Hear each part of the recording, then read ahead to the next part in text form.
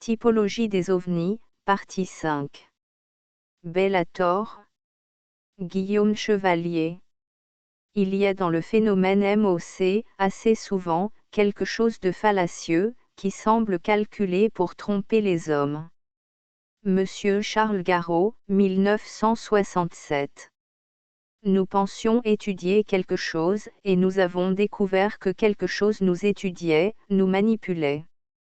C.E. Urano, 1973, Le diabolique secret des ovnis, Un coin du voile levé, Jean-Michel Lesage, 1995.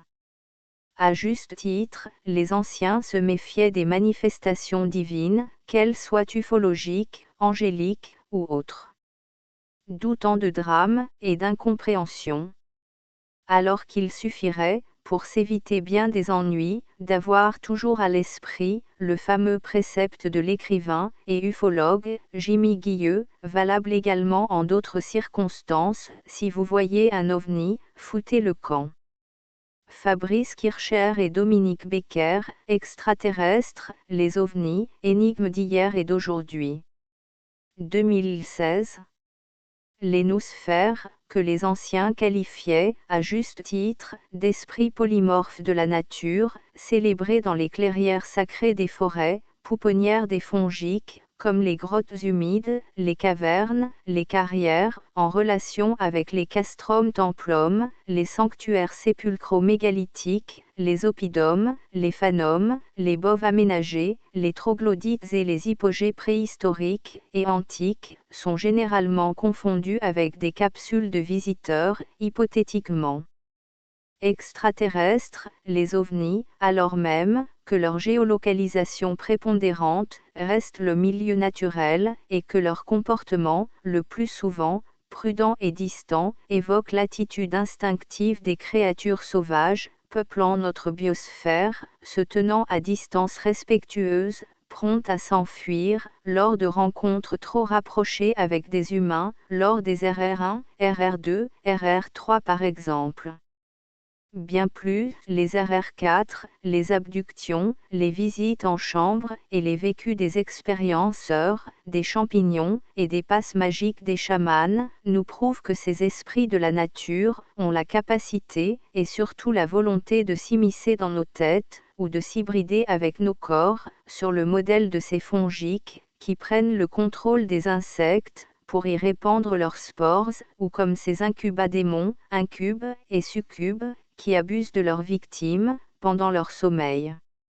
Les archées, en association, ou en partenariat opportuniste avec les bactéries, les virus, les fongiques, ces animalcules, non humains, d'origine extraterrestre, via la panspermie, arrivés dans notre système planétaire via des géocroiseurs, comètes, astéroïdes, qui ont ensemencé la Terre et l'ont terraformée, en développant le Wide Web, le réseau Internet de la forêt, qui décide de la vie et de la mort des êtres vivants sur notre planète, sont très certainement à l'origine de tous. Ces phénomènes ectoplasmiques et noosphériques, souvent observés dans les zones forestières, et qui a été confondu, au fil du temps, avec des fantômes, ou avec des ovnis. Le grand esprit du Wide Web. Le grand esprit de la nature indigène, vénéré par ces néo-animistes, que sont les adeptes écologistes doctrinaires, communique avec l'espèce humaine, au travers de cropes-circles, agroglyphes, et de cratophanies mésinterprétées de nature surnaturelle, endogène ou d'origine extraterrestre, exogène. Bayeux, 14, Normandie, France, les cropes-circles des chenilles noires. Juillet 1842, nouvelle locale. Il paraît que les abondantes pluies versées, depuis quelques jours, sur notre plaine, ont détruit en très grande partie, ces myriades de petites chenilles noires, les larves, ou teintraides de la rêve, et Celia rosea, qui ravageaient tous les colzas, et les menaçaient même, dans quelques contrées, d'une dévastation complète. Aussi nos cultivateurs, qui, dans la crainte d'être obligés de semer une seconde fois, avaient fermé leur magasin de graines au commerce, commencent-ils à les lui rouvrir. La plus grande partie de cette plante précieuse est sauvée, et presque partout, elle présente le plus magnifique développement. Il est assez remarquable qu'aucune pièce de terre plantée en colza, quelque petite qu'on la suppose, n'a été dévorée entièrement par les insectes dont nous parlons, et qu'ils se sont contentés, au contraire, d'y marquer leur funeste passage, en les dépouillant partiellement, tantôt de 2 sillons en 2 sillons, tantôt en losange, en écharpe, en zigzag, tantôt en y laissant juste au milieu, un grand vide quasi circulaire. Tout le monde a pu vérifier ce fait, que nous avons nous-mêmes été à portée de constater, sur une vaste étendue de terrain. Source, l'indicateur de Bayeux. Comme les fleurs attirent avec les couleurs, les parfums, les ondes de forme, les insectes, les cropsyrsols nous magnétisent, avec les entailles énigmatiques, les hiéroglyphes obscurs, les arabesques magiques, pour nous polliniser. La pollinisation psychique des cropsyrsols. Cet esprit, qui planifie l'existence matérielle et immatérielle des créatures terrestres, est identifié chez tous les peuples, depuis la plus haute antiquité, et connu sous diverses appellations, ou métaphores, telles l'arbre cosmique de la connaissance du bien ou du mal, du jardin d'Éden, comme la Vestale Rhea, Nandu, araignée, Sylvia, forêt, unie au dieu de la guerre Mars, la déesse mère Rhea, Nandu, araignée, épouse de Cronos, le temps, et mère de Zeus, le dieu des dieux. La déesse Gaïa selon la théogonie d'Hésiode, ou la grande déesse Pachamama des cultes incas, le gîte Chemeneto, le grand esprit Manitou, cf. Le poème de Charles Baudelaire, le calumet de la paix, des fleurs du mal, le créateur de tout ce qui existe sur terre, le Dieu créateur de l'univers, et donneur de vie, pour les Algonquins, le Mao, le Manitou, des Cheyennes, par exemple. La biologie moderne a enfin donné corps à cet esprit, en nous révélant l'existence du World Wide Web, le réseau Internet de la forêt, qui décide de la vie et de la mort des êtres vivants sur notre planète. Ce réseau holistique, global, de la forêt, est celui d'une espèce exotique, hégémonique et envahissante, de nature ni végétale, ni animale et non humaine, qui, depuis 1 milliard d'années, a étendu son emprise tutélaire sur la planète Terre. Le savoir traditionnel assimile cette tutelle à celle de l'Empire des Innes, ceux qui contrôlent l'eau, du genre Hydnome, de morphologie hydnoïde, ou sporophore, les porte-spores. Ces porte-spores fongiques, aux facultés insoupçonnées ont développé un gigantesque réseau de communication invisible et souterrain, confère la réponse à presque tout, Arte TV, partagé par Laurence Sierren. Les représentants de cette espèce possèdent un langage propre et influencent l'évolution de la Terre depuis la nuit des temps. Les armées des anciens. Ni plantes, ni animaux, ces porte-spores maîtrisent parfaitement l'art de la communication, manipulation, et, comme toutes les autres créatures terrestres, les humains sont, pour eux, de simples résidents éphémères de leur royaume immémorial, de plus d'1 milliard d'années, et plus de 3,6 milliards d'années, à l'ère archéen, leurs prédécesseurs, les Archaea, les anciens Arcadiens, les Archées, les armées de Zeus, sont des micro-organismes vivants, constitués d'une cellule unique, qui ne comprennent ni noyau, ni organite, archéobactéries, dont certaines espèces présentent une forme inhabituelle, avec une cellule plate et carrée, être primitif de la vie, apparu sur Terre il y a plus de 3,6 milliards d'années, à l'ère archéen, extrémophile, présent notamment dans les sources océaniques, les sources chaudes volcaniques, ou encore les lacs salés, mais aussi dans des biotopes qui ne sont pas nécessairement extrêmes, tels que le sol, l'eau de mer, les marécages, la flore intestinale et orale et même le nombril humain, l'omphalo sacré des anciens, l'umbo, centre, cœur et abîme des écus d'armes. Les explorateurs d'étoiles. Après avoir aménagé la Terre, en base de départ, et contrôler ses résidents par le World Wide Web, les archaea peuvent maintenant se projeter vers les étoiles, grâce à l'espèce animale humanoïde, technologie avancée, les humains, en se servant de leurs capsules intestinales, comme de scaphandres biologiques, ce qu'ils firent, assurément, lors de l'alunissage de Neil Armstrong et de Buzz Aldrin, le 21 juillet 1969. Et in Arcadia ego. Un petit pas pour l'homme, un grand pas pour l'humanité, et un pas de géant pour Arcadia. Le Saint-Office de l'Inquisition est l'ancêtre du GIPAN. La rencontre rapprochée du 22 avril 1974, à Vacognes-Neuilly, Calvados, où un ovni a été signalé à proximité d'un rond de sorcière, un cercle de fées formé d'un anneau d'herbe plus foncé, associé à la présence abondante de mycélium dans le sol, anormalement sec et durci, apparaît comme l'une de ces tentatives de communication, ou de prise de contrôle des personnes présentes, par l'esprit tentaculaire de la nature. Vacognes-Neuilly, 22 avril 1974. Dans la soirée du 21 avril 1974, plusieurs témoins ont observé le passage aérien d'une sphère ovoïde très lumineuse de plusieurs mètres, qui les a survolés à basse altitude, ce qui les a fortement impressionnés, et dans la nuit suivante, les résidents d'une caravane avaient été alertés par les aboiements anormaux. Le lendemain, des traces inattendues au sol, environnées d'un brouillard bleu, sont découvertes, lundi 22 avril 1974, jour de la nouvelle lune, qui suit la pleine lune de l'équinoxe de printemps du 6 avril 1974, fixant le dimanche de la fête de Pâques au 14 avril 1974.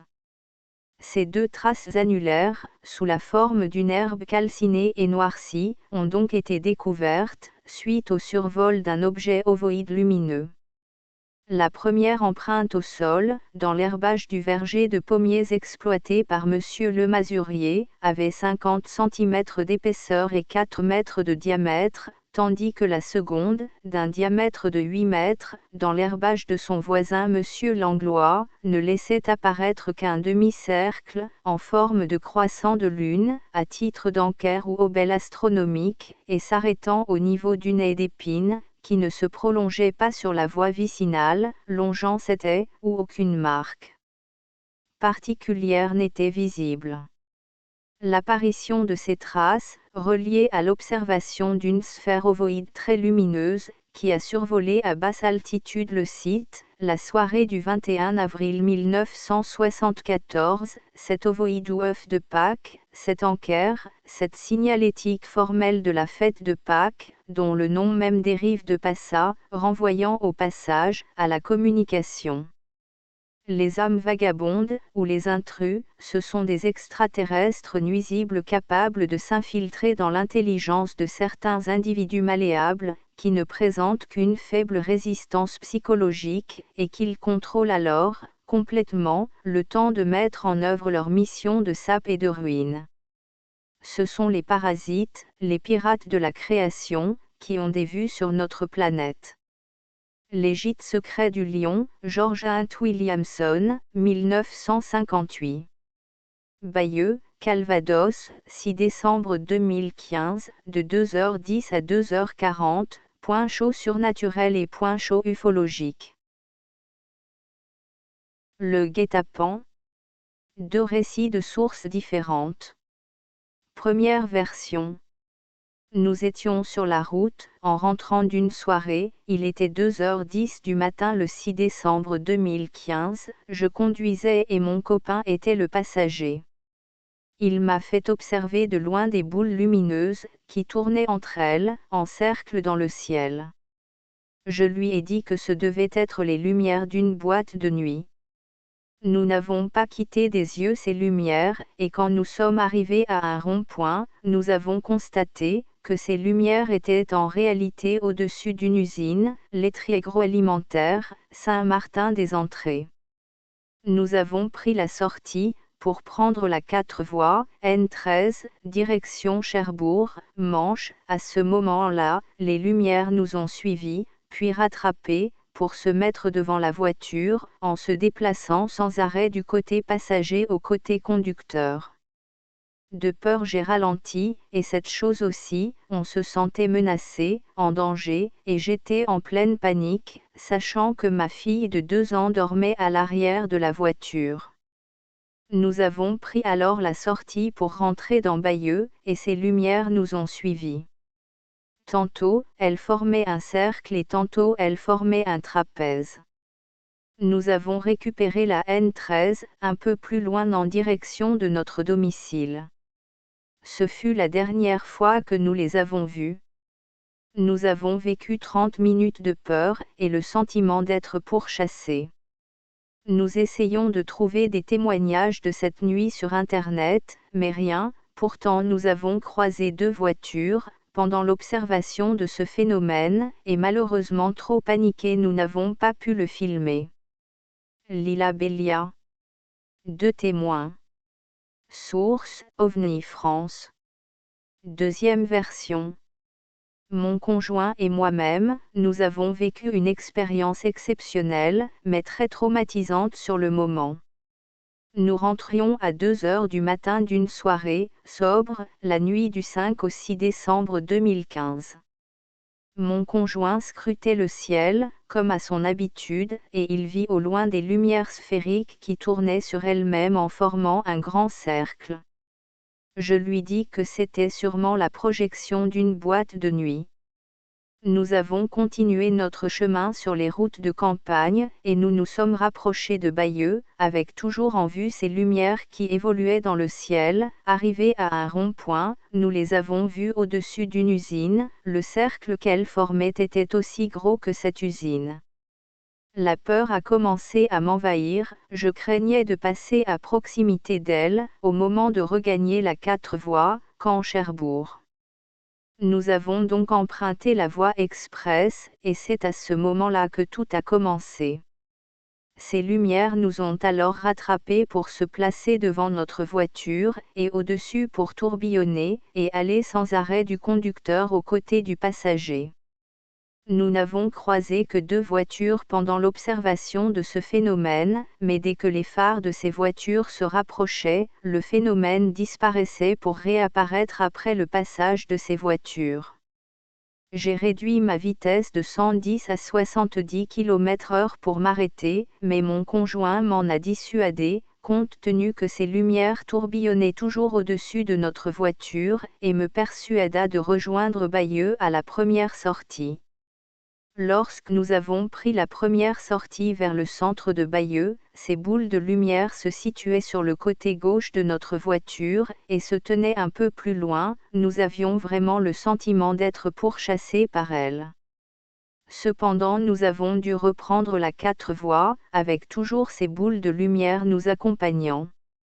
J'ai foncé pied au plancher sans plus me retourner, et seul mon conjoint a pu observer la suite. En prenant la sortie de la 4 voies, en direction de notre village, je l'ai questionné sur la présence de ces lumières. Pour me rassurer, il me dit qu'elles ne nous poursuivaient plus. En fait, 10 minutes plus tard, arrivé à notre domicile, il m'avoua qu'il avait vu en réalité ces lumières arrêter leur mouvement de va-et-vient, pour nous rattraper à la vitesse de l'éclair.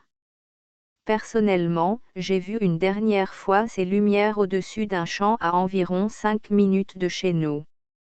Précisons que nous n'avons pas utilisé notre portable pour filmer ou photographier ces boules lumineuses, craignant une éventuelle réaction indésirable de leur part. Malgré nos recherches sur le net, nous n'avons pu trouver d'autres témoignages sur la manifestation de ce phénomène cette nuit-là. Lila Bellia. 2 témoins. Source, Parlons OVNI. Adressez-nous vos signalements de faits OVNI, ou les bases de données des témoignages ufologiques et paraufologiques passés, empruntés aux archives ufologiques ou à celles de la presse locale, etc., présents et à venir, concernant les 5 départements normands. Calvados, Eure, Manche, Orne et Seine-Maritime. À l'adresse suivante, ufo.genpi@gmail.com. D'avance merci. À suivre.